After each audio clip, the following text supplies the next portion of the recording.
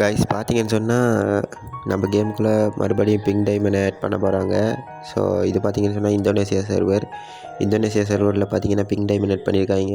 இதில் பார்த்தீங்கன்னு சொன்னால் நல்ல நல்ல பண்டல், கன்னு ஸ்கின், அமௌண்ட்டுக்கான ஸ்கின், அந்த மாதிரி பெட்டுக்கான ஸ்கின் எல்லாம் விடுறாங்க. நிறையா ஸ்கின் பார்த்தீங்கன்னா டபுள் பேரலுக்கு வந்து அந்த புதுசாக வந்துச்சு இப்போ கிட்டத்தில் அந்த ஸ்கின் ஆட் பண்ணி வச்சுருக்காங்க. நம்ம சர்வரில் இதெல்லாம் ஆட் பண்ணுவாங்கன்னு சொன்னால் கண்டிப்பாக இல்லை.